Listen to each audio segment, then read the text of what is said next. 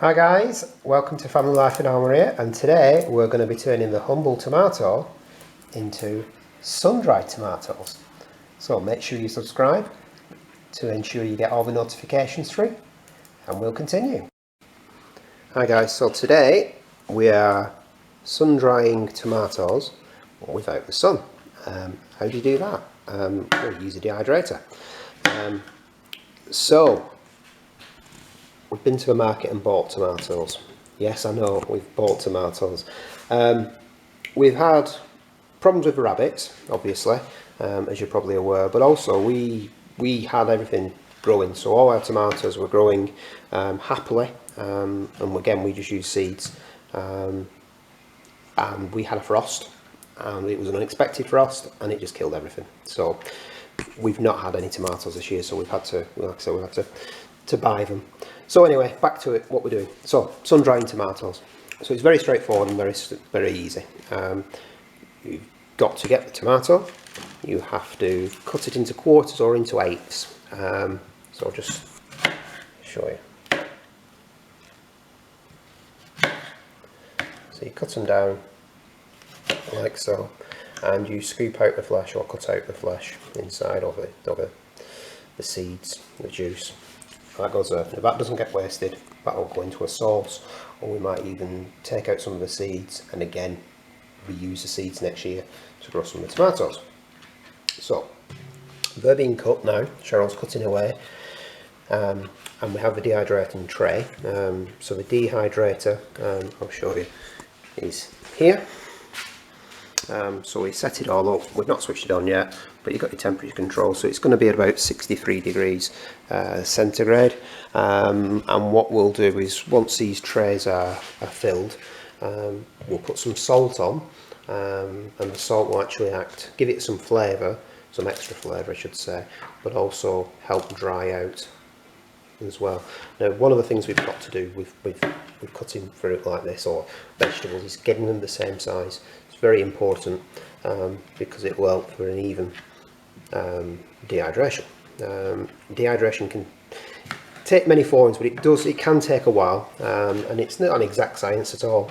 You've got to basically just keep testing it and keep trying it. So it's a low form of heat, and it just gently, like I said, removes all the moisture. So we have done it plenty of times before, and it's really good for tomatoes, it's good for fruits, and it's a good way of preserving food as well, because when you get a lot of fruit or vegetables at one particular time, you don't want to eat it all the time, so it's a good way of preserving. Now again, out here in Spain, you'll see a lot of the Spanish will sun-dry the tomatoes outside or the peppers outside. We've tried it, but from a hygiene point of view, because of the flies, we were just invested in the dehydrator. Like I said, for us, it was more of a hygiene sort of thing. So you could put them outside in the sun, and then you can put a fine mesh over them. But because where we live, I mean, we're in the middle of nowhere, in the countryside, and there's just too many creepy crawlers and things. So it's just, for us, it's not the way to do it. So we're going with the dehydrator. So I'm going to have to start chopping. I'll come back to you once we've done it all. Okay, so we're on to our last trays, and Cheryl's just adding salt. And so the salt will help as an extra drying ingredient, and also add a little bit more flavour, a little bit more taste. So you'll probably see there, this is what we're looking at. And they will go in the dehydrator, and as I said before, it is just trial and error. We'll put them on, and we'll just have to keep coming back and checking. We have got it set on a timer, so you can set it for sort of 6 hours, 8 hours, 12 hours. Different varieties of tomatoes and different types of fruit and vegetables take varying times. So with the dehydrator, you've just got to be patient and keep coming back and checking and seeing how it goes. Put the salt, like I say, is now on, and this is the pulp, what's left. So it's perfect for tostadas.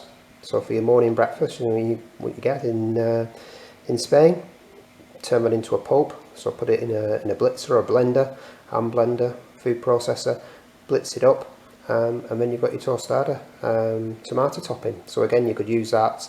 You add your salt or your pepper to taste, or your garlic if you wish. But that's basically what you can use. So nothing gets wasted. Everything gets used. Nothing gets wasted. And we're going to put these in the dryer now, and then we'll get back to you. Okay guys, 24 hours on, and these are our dried tomatoes. So they're not sun dried, they've been in the dehydrator. They've been in for about 24 hours. So now they're all ready, and we're now going to start to jar them up. So Cheryl's just going to get some. These jars have been cleaned, sterilised, so they're ready to be used. So there's laurel or a bay leaf from the garden going in. There's some garlic also from the garden going in. We're going to get filled up, and I think there may be some oregano. The oregano isn't from the garden, it's from the supermarket. So they're just going to get filled up, and like I said, we haven't got a huge amount, but we've got enough. So we've probably got enough for 2 or 3 jars. These will last for maybe 12 months. They won't last for 12 months in this house, I can tell you, because we absolutely love them. So I think just putting some oregano in there. Yep. So obviously the bay leaf, the garlic and the oregano will infuse these tomatoes. And now olive oil. And then olive oil, and guess what? That's our own olive oil. So gorgeous, look at that. Liquid gold. Beautiful stuff. So if you actually go to the supermarkets in Spain, if you're lucky you might find some sun-dried tomatoes. You probably won't find them in oil like we do. You'll find them dried like so. You'll even see them on the market and things like that in our box. But they're very expensive. And probably the reason these are so expensive, like I said, it took us 24 hours to dry out. Like I said, we didn't want to put them in the sun because of the pests, because like I said, there's lots of flies and ants and things like that. So we use a dehydrator. Like I said, it's been on for 24 hours. Now we're off grid, so again, I've done another video, or I'm doing another video, depends on where you're up to, which shows you our off grid living. So if you are interested in that, please watch that video. Don't forget to like and subscribe for our videos as well. But yeah, so if you were on mains electricity, like I said, 24 hours on the dehydrator, and as we all know in Spain, electricity is expensive. So we're quite fortunate, like I said, we're off grid, so it doesn't actually cost us anything. But look at that, how beautiful do they look?